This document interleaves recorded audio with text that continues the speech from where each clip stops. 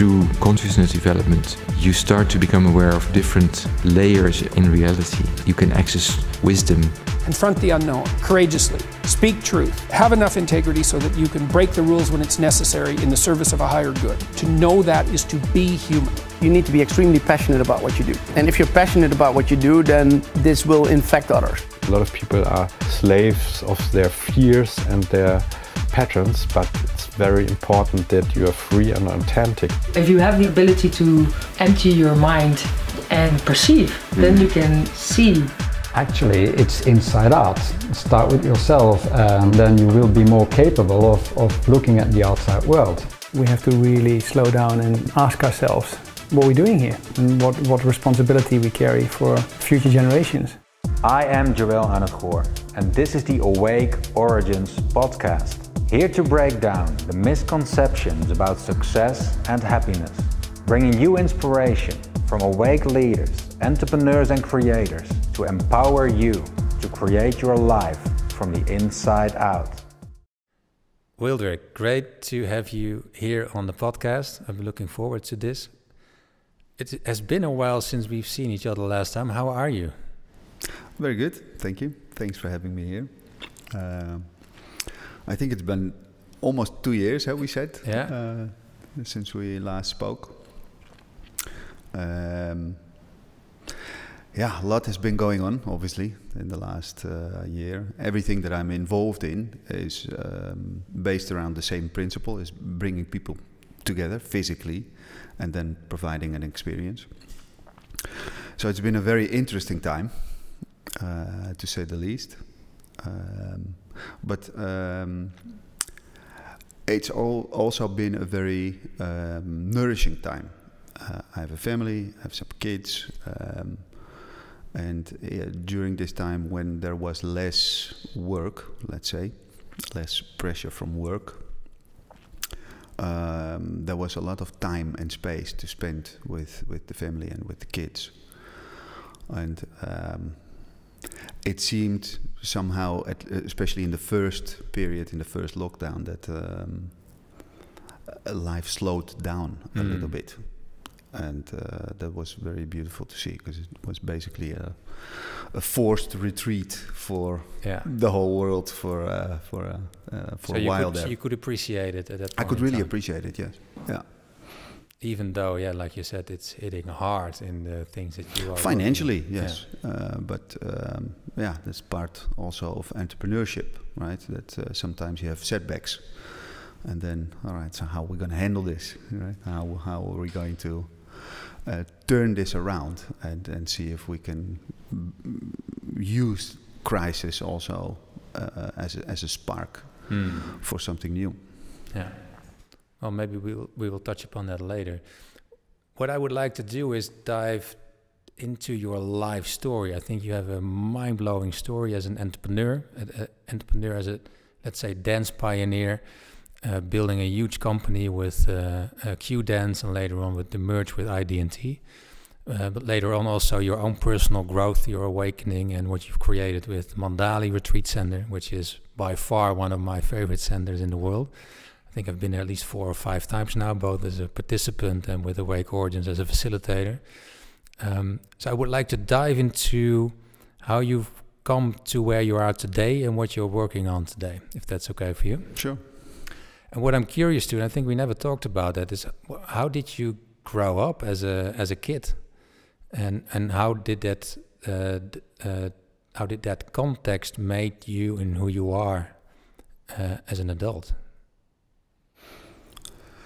It's an interesting question, and I think a couple of things come to mind, and that's the word that comes up for me is freedom, because I experienced a lot of freedom as a kid. I could do anything I wanted to, let's say. I could roam the streets and play outside with my friends. And where did you grow up? In a very small village in Edam. Yeah, it's about 30 minutes from Amsterdam, but it's very close to Volendam, which has a big port, like a harbor. a lot of fishing there. There was always a little bit of competition between the Edam and the Volendam youth. But there was a lot of freedom that I experienced, and in more than one way. Also because I know how my parents were raised. They grew up on a farm, so there was also a lot of freedom there in that respect. But they were raised very religiously in a small town, so it was not so free. There was a lot of scrutiny, you know, if I'm using the right word. That people were always looking at you, right? So this is what they were taught, to always be mindful of what people see from you. So they had to behave in a certain way, and they weren't allowed to ask questions. It was told to them, all right, this is how it is. You don't ask questions, you just listen and you just follow the rules. And we, because I have two brothers, we got that freedom. We got to ask questions, and we got to have an honest discussion also with my parents about why they believed what they believed. And so both in terms of physically being able to sort of roam the area where I was living and have a sense of freedom there. Also in terms of growing up and being able to talk about some of the questions about life that I had as a kid growing up, that we could actually talk about that with my parents. Yeah. And how has that freedom defined you, you think, in the way you act as an entrepreneur or human being? I think I still see life as a big adventure, and that no matter what is going on, there's always possibilities. There is never a dead end. You know, it's never like you're in an alley and dead end. There is always, there is always, you know, this wider vision with possibilities left and right and up and down and you know, everywhere. And has this always been a part of you, or is this something you've learned over time, that there are always possibilities? I think it's always been a part of me, because I think it's part of everyone, right? You see it more in kids, and we somehow very often lose it when we grow up. And it almost feels like it also in my whole journey of, you use the word awakening. It feels like awakening is like a process, like a lifelong process, and during that process, it feels like I'm sort of regaining that sense of freedom and adventure that I had as a kid, and I'm trying and being more able to also really use that in everyday life. Okay, give an example. Yeah, well, if you look at the last period with the lockdowns, yeah, like I said, every project that I'm involved in, and I mean, I'm just a part of something, right? I never do anything alone. It's always as part of a group where, you know, with every project that we're doing, we're a group of people. And everyone has their part in the whole, let's say. But in every project that I'm involved in, you know, everything was completely shut down because people weren't allowed to come together physically. During that period, you know, a lot of new ideas.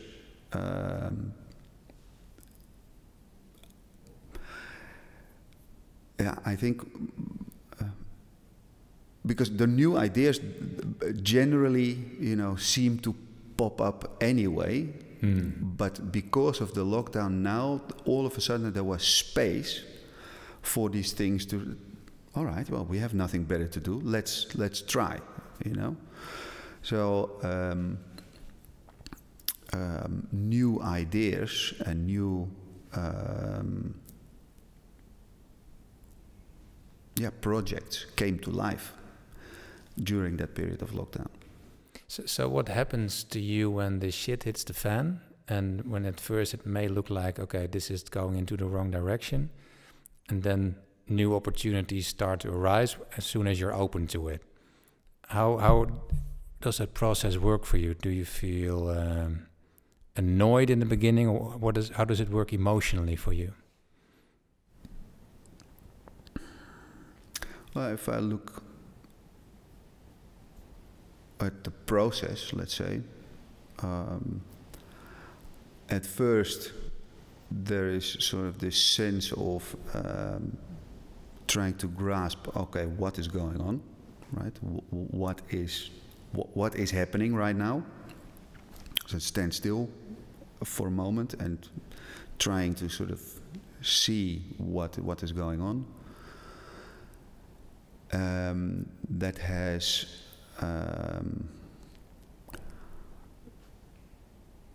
maybe an effect of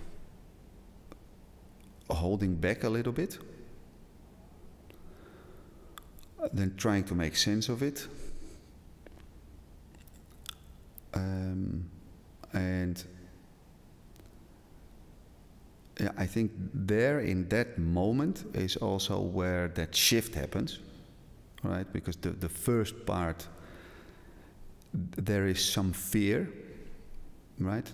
That is showing up, which has sort of that freezing effect. Let's say, well, okay, what are we going to do? But then that shift. I really feel that shift happening, where I sort of, all right, so this is it. So there's acceptance there. Yeah, then? acceptance. So I accept that situation. All right, so this is it at the moment. Okay, so accept that situation, so we can really, literally, like throw it out of the window. And all right, so that's a given. Now what? And then. It's in that moment it feels to me like, yeah, there's a world of opportunity. So what are we going to do? So that there is excitement then. So the fear is sort of swapped for excitement. Yeah, I can relate to that. I had it in the first period of the lockdown. I was blissed out of excitement for I think 2 months. Yeah, all of the shit that was hitting the fan was happening, but also all these opportunities, and I knew that it was new things would come up that otherwise would not have be able to come up. I love that feeling. Yeah. Well, you know what they say: never waste a good crisis. Exactly. Yeah.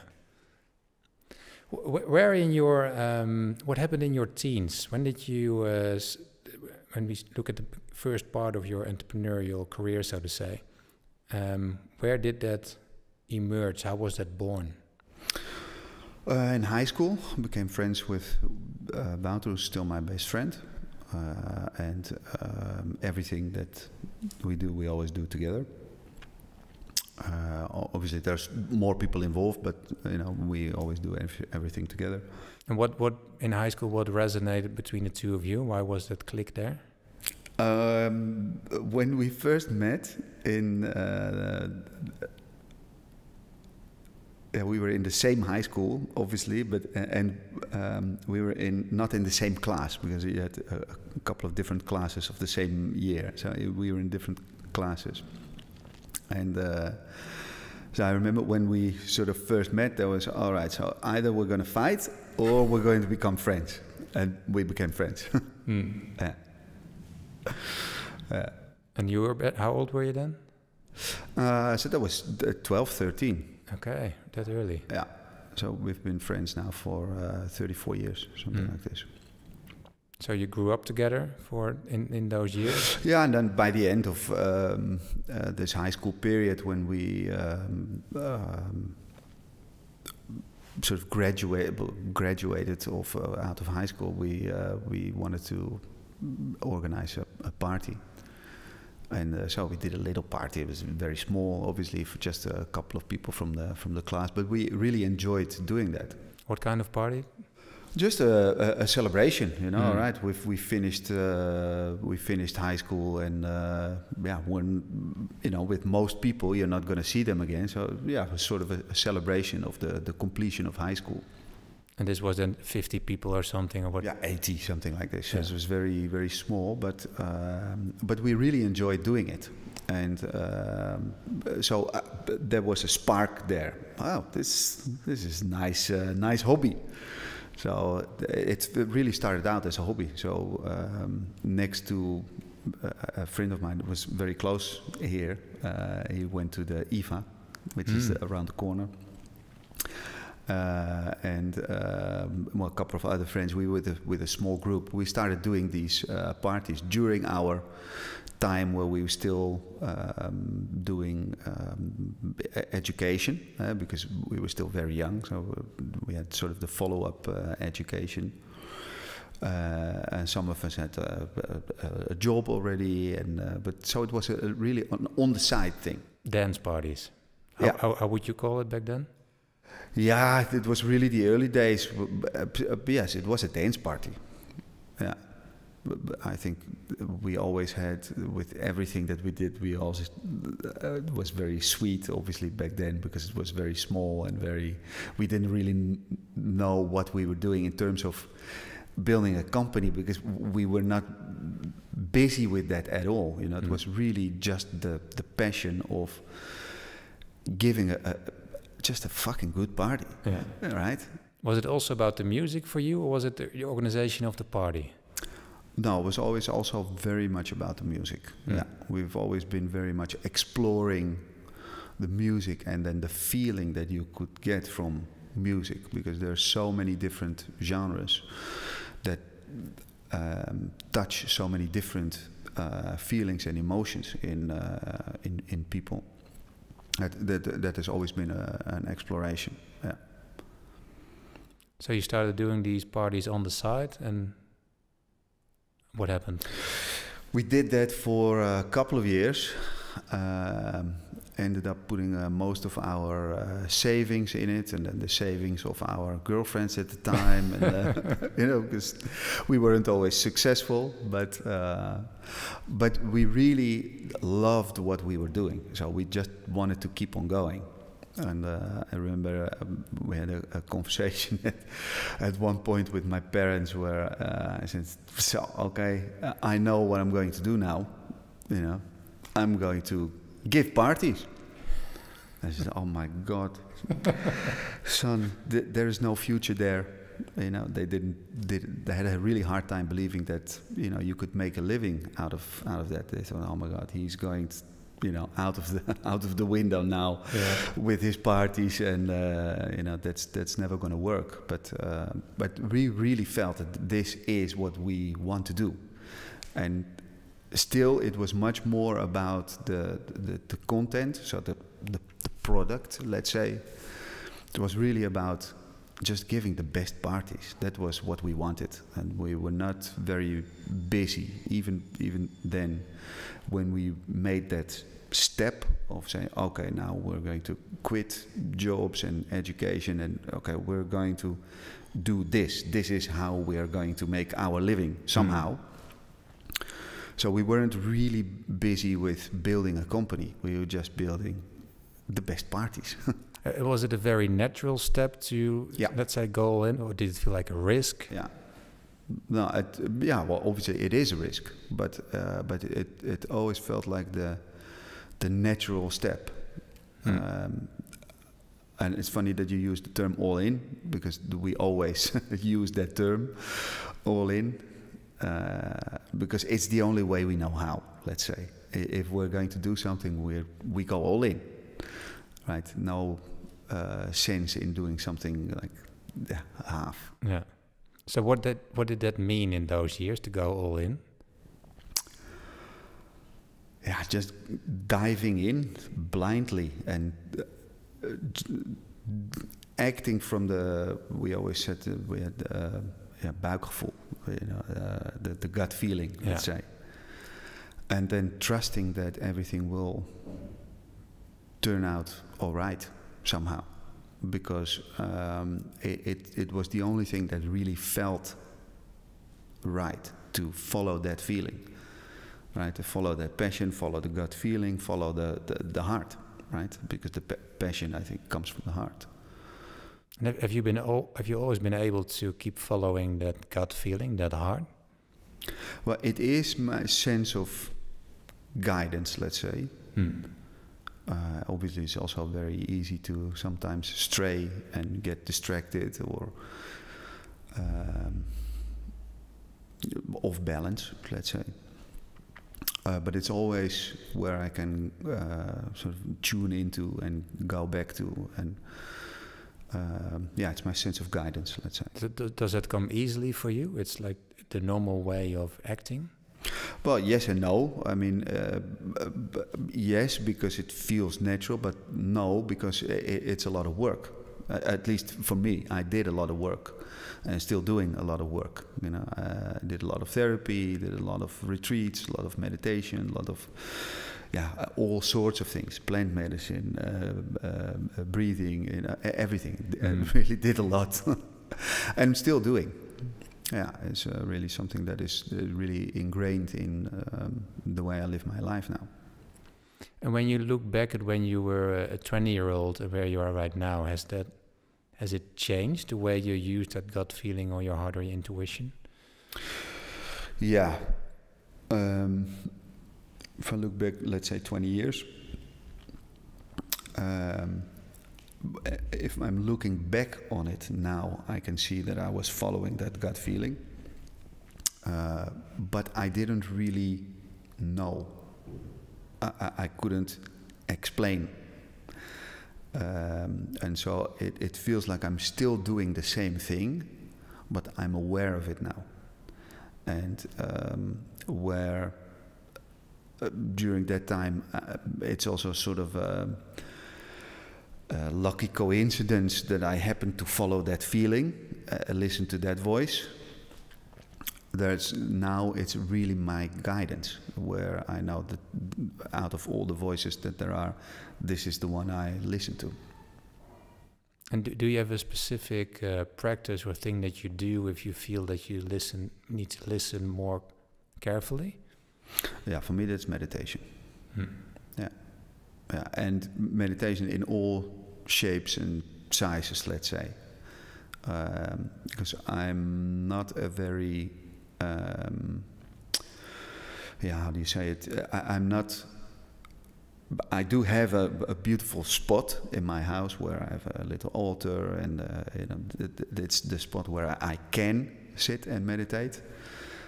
But I hardly ever use that spot, so it's more when I wake up and I sit up in bed. I have this moment of, all right, wait. There's a few words of.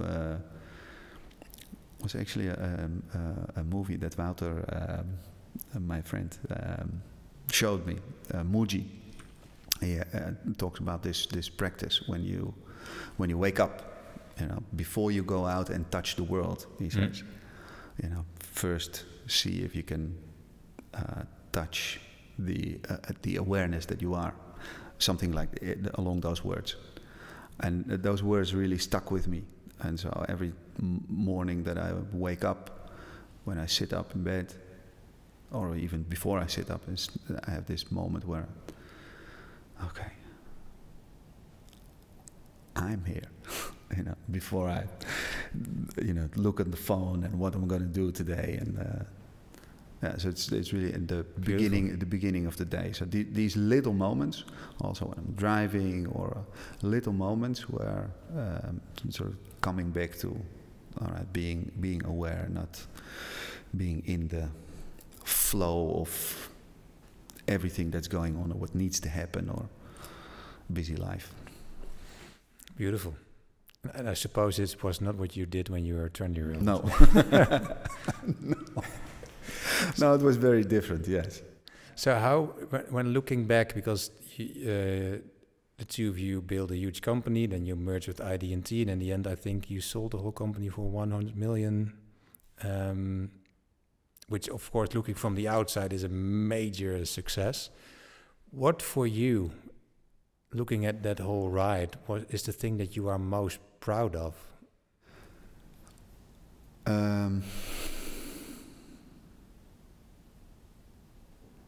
Well, it's not the sale, right? Being able to sell it for a big amount of money. I'm more proud of how we spent that money, because that money built Mandali, for instance, the retreat center that we have in the north of Italy. That we didn't build with money from banks, and we built it with the money that we got from the sale. So it's completely free from pressure of financial results, or and also if you look at the last period with the lockdown, when you're closed and your building has been financed by a bank, then there's a lot of pressure, and then if you're not making enough money, then they're going to look over your shoulder and say, okay, what are you going to do to solve this problem? This is not the interference that we wanted in a project like that. So I'm more proud of the way we spent that money, where we invested it in trying to create beautiful possibilities. It's still all very much connected to bringing people physically together, because apparently that's what we're here to do, right? Because it comes back in everything that we do.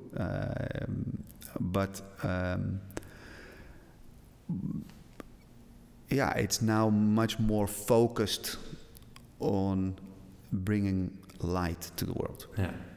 So what happened there in between? Because you started out with building this dance company, hard style, which from an outsider might be, okay, this is a totally different world than creating a spiritual retreat center.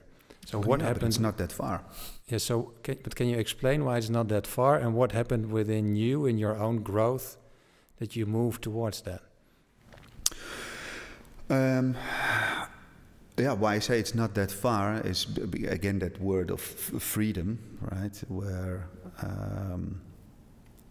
the hard style, let's say, the music that we built Q-Dance on, is loved by younger people, right? The average age of the people in our parties was around 22, 23. And I don't know, you've probably listened to it sometime. It has very high energy, and it's just you let go, right? Music and rhythm has always been, I think, a way that people, even in the very, very early days, right, with the tribes and their drums, and it's always been a way of getting in a different state and letting go, and maybe getting in a trance, or it's a portal, let's say, can be a portal, and.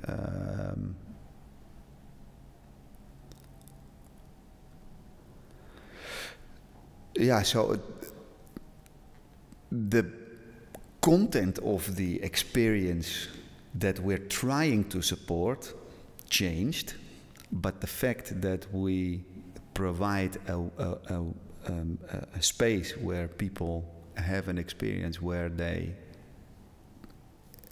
can experience this freedom, whether it be on a dance floor or in a meditation. But it's a different aspect, maybe, of freedom, but it is freedom. Yeah, I get it. I don't know if that answers the question. That answers half of the question, and the other half would be, what did your journey look like? Your personal journey in your own growth, in your own in consciousness, in getting an interest in different kind of things. Yeah. Well, obviously there's the first part, right, where how did I get on this? How did I end up on this journey? Let's say, because if I look back, let's say again about 20 years. So when we were starting the dance company, I had a conversation with my parents in the garden, trying to explain why I wanted to do these parties, and we were already being a little bit successful then, and so my parents asked, "So what's your plan in life? You know, where are you going?" And then for me that was very linear and very material, right? So I said, okay, so by that age I want to be a millionaire, by that age I want to have so many kids, and so that was my picture of success, having the house and the usual things, let's say. And then then you have all those things, and then you feel, I don't know, this didn't really bring me exactly what I was expecting. And that's when something opened up, let's say. So that was the first part. How did I end up on this journey? And for me, the culmination of that moment was when I had a burnout in 2008. So we had the merger, and we had the whole financial crisis, and I had to take a break for a little while. And it was sort of a meltdown for me, and so a crisis, let's say. So also an opportunity. And for the first 3 months, it didn't feel like that, because I really couldn't do anything. I was just sitting at home at the kitchen table, and just sitting there all day. Couldn't do anything. Couldn't even go out for grocery shopping. Nothing.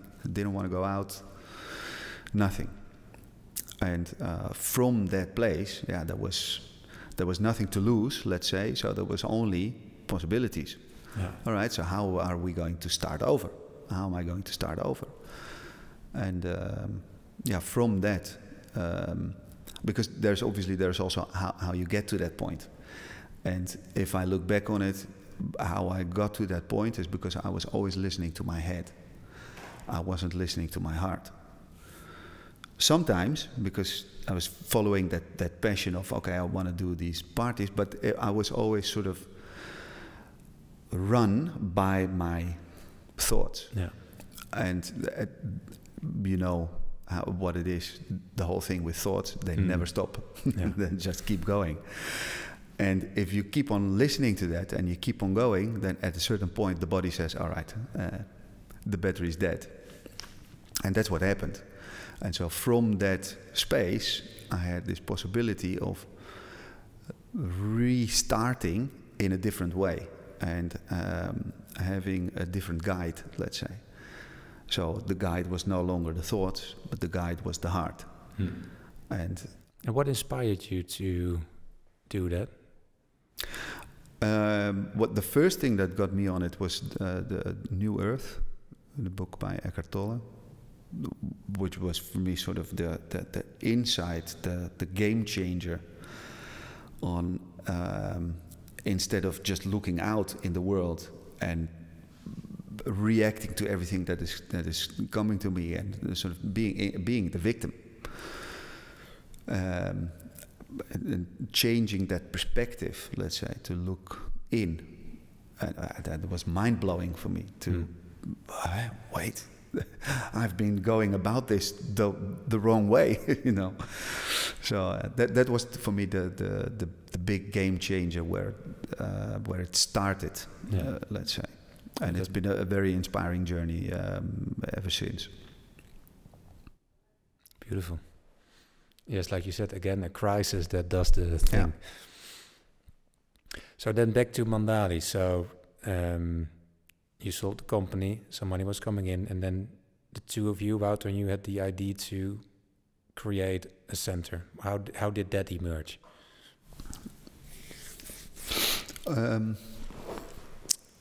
I remember which, because it was another crisis. I don't remember exactly which crisis it was, but I remember there was an interview. Then there was something huge going on somewhere in the world, and there was an interview with a guy.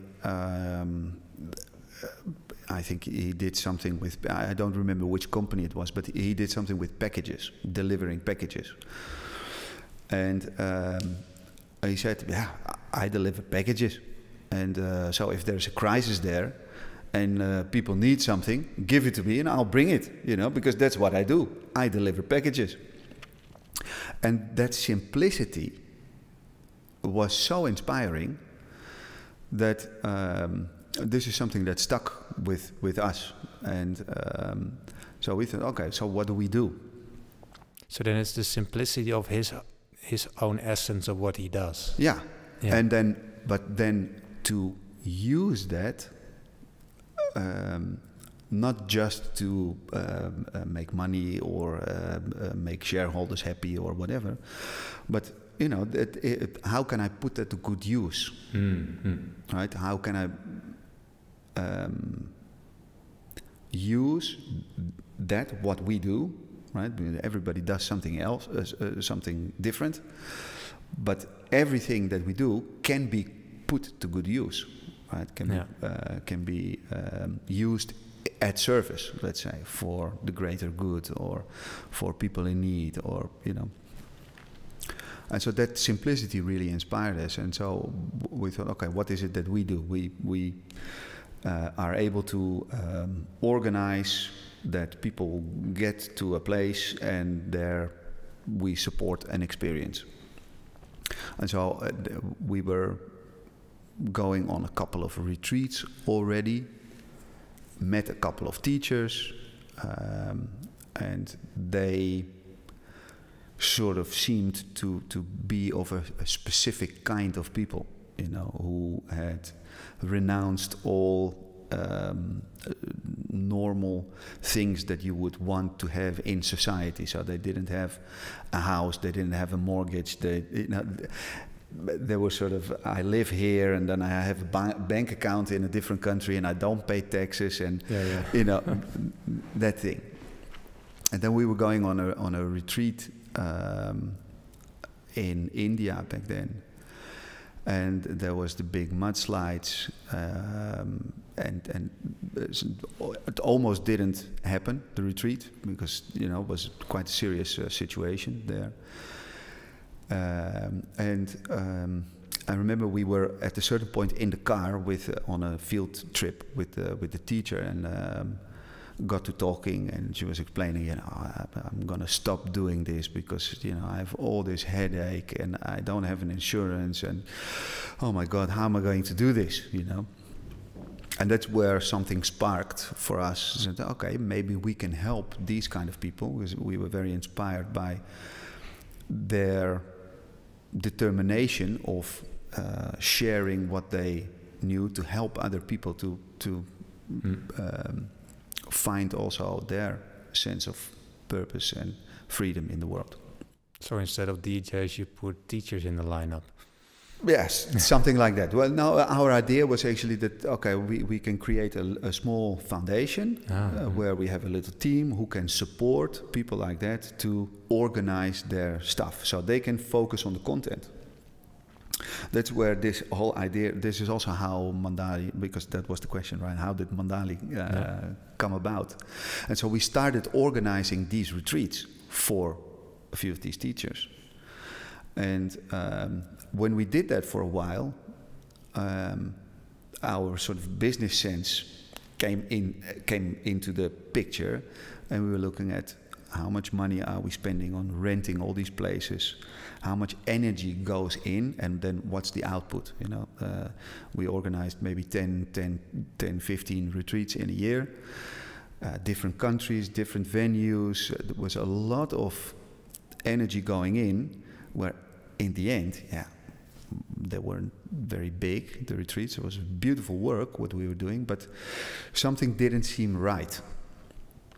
This is where the idea was sparked to say, maybe if we have our own place, and instead of paying all that money to renting different venues, we pay it towards a mortgage. That was the idea at the time, because we didn't have any money.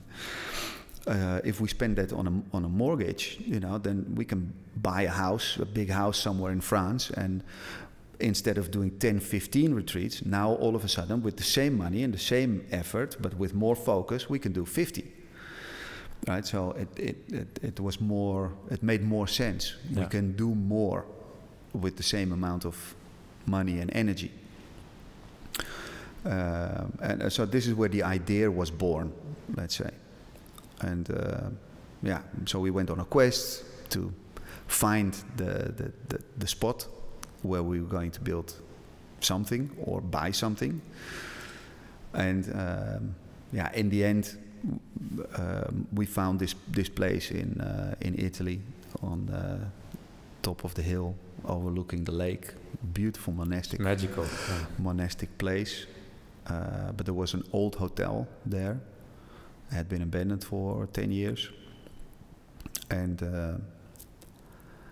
yeah, we didn't have any money, so we came up that mountain and we saw the whole thing and said, oh my God, we're never going to be able to afford turning this place into something that you know, that we envision. And so we walked away, and it was a very long process, but yeah, in the end, it was meant to be there, that spot, because we went on looking for a different place. We couldn't find it. They were trying to sell the place, and yeah, it didn't happen. So in the end, we got back together and said, okay, so is it still for sale? Yeah, it's still for sale. You're still looking? Yeah, we're still looking. So all right, this is the place. And yeah, then we borrowed money from a friend to buy the land. And again, there was this sort of determination and trust that even if we're going to have to spend the next 25 or 30 years putting all our dividends from the company into building this place, someday our retreat center is going to be here. And 1.5 years later, we sold the company, and we could just afford to build the place. So it was really a case of energy follows intention. And you paid for it yourself, right? It's not. Yeah. Why was that? Well, I touched upon it briefly earlier, that we wanted to be free, right? And it had to come from a different place, where normally, you know, when you invest your money in a place, there is always this sense of, all right, so what is going to be the return, right? It's ingrained in the whole financial system. Yeah. And so if you finance something with a bank and you're not doing as well as you hoped, and especially for a not-for-profit, because this is our idea with this whole center is not-for-profit, right? There's a different vision there. It's not to make money, it's to bring light to the world. So the money is only a thing that we need to keep it going. That's it. And yeah, if the bank is involved, and yeah, if I look at we started in 2017, so it was 17, 18, 19, we were really climbing, let's say, was really doing well. And then 2020 would be the first year where we didn't have to put extra money in, right, where it could sort of be self-sustainable. And then COVID happened and we had to close. Yeah. If we had built it with a bank and we had financed, and we would have been in a very, very different place. Yeah. Yeah. So it has given us the freedom to operate it in whatever way we see fit. And there is also, and the word freedom keeps coming back, there's also a sense of freedom in, if you, yeah, we put the money there and we just sort of said goodbye to the money. So, okay, it's there. that we even wrote down in the bylaws of the foundation that it cannot be used for anything else as a retreat center, and it cannot be sold. So it has to remain within the foundation, and it has to remain a retreat center, because we hope that it will outlast us and even our kids, right? That it will just continue to be there. Beautiful.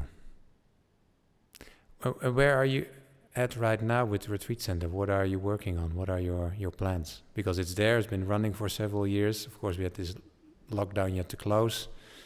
I remember we talked to each other back then.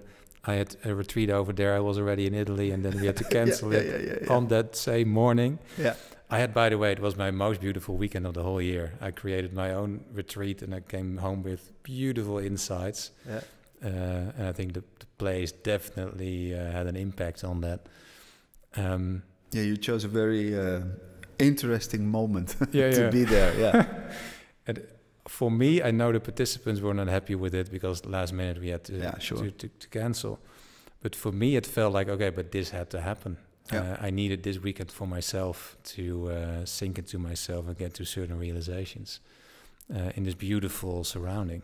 Yeah, so it was a big present for me. But what are you working on right now? Well, one of the reasons why I also wanted to talk today is because I know you have this whole community of entrepreneurs where, this subject that we're talking about, right, having a sense of purpose and how to bring that into your company and create sort of a shared purpose also with all the people that are working in your company. So there is a bigger energy accumulated behind that vision and that goal. That's a project that we're working on right now. It's called Conscious Leadership Series. So that's aimed at entrepreneurs. Mm-hmm. And so this is something that we're working on right now in a few different aspects. So we have the Conscious Leadership Series, and then we're working on also a leadership retreat specifically for women. So from different sides, let's say, we're trying to also bring a little bit of this a sense of purpose and freedom and something extra, let's say. Besides also creating shareholder value and growing your company, but to add something to that, why are you doing that? And because I know how fulfilling that is, right? To do that. Obviously, Mandali is maybe not the best example there because it's because that's really not for profit, right? Yeah. That's just giving it away, which is maybe not the most sustainable way of doing that into the future. So we're looking into new projects as well, where we're going to do this a little bit differently. But to bring that to the attention of some of the people in your network, that if they're interested, we have a couple of these projects in Mandali where could be interesting. Can you shine light on one of the retreats or projects that are happening, that are interested for leaders and entrepreneurs? Yeah, with the Conscious Leadership Series is something we're doing in cooperation with the Conscious Business Institute in California. And the founder of Conscious Business Institute, Peter Matisse, he used to be a big venture capitalist for Apex Partners, a big firm. And same kind of story, obviously, where he wasn't feeling fulfilled, etc. And seeing how many companies are dysfunctional, and from that space he said, okay, I'm going to quit the company, and founded the Conscious Business Institute, and they're working with a lot of big companies like Twitter and BMW and Starbucks, and so quite serious. And so this guy is, we became friends, and have a sort of a shared vision in that we want to bring this to entrepreneurs and people, because we believe that it can have a ripple effect, right, with your company and the people that you work with, and the companies that you work with. So but it starts with us, and then it ripples out very, very far. So together with him, we created this series, let's say. And this is the third that we're going to organize now in next October. But it's an ongoing thing, and we have new themes also that we try to explore a little bit. It's very small groups, so there's a maximum of 30 people who can attend. So it's a very intimate setting with a lot of direct attention, with sharing, but also having the possibility of having one-to-one talks with Peter. He's leading also he's leading the retreat, and then we have some co-hosts which change every time. And this time his ex-wife is oh really? is the co-host. But no, it's very interesting. Great. How can people find this? Do you have a website where they can have a look at? Yeah, it's mandali.org. Mandali.org, and it's just mentioned in the agenda, I suppose. Yeah. There's a different. There's a specific. If you go to retreats, there's leadership, and then you see the conscious leadership series. And you can read all about it, some background into what we're going to do, what the program looks like, and a little background information also on the group leaders. Yeah. Sounds good.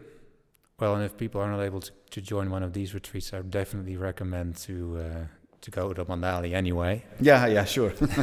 I know Always some welcome. people that they don't care about the retreat or what ID retreat was giving. They just want to see Mandali and what that wondrous thing on that mountaintop is. Yeah, it's really beautiful. Thank you for being here today. I really enjoyed it. Thanks. Thanks for having me, and it was a nice conversation. My pleasure. Yeah, thank you. If you like this video, please press like, share, or comment below.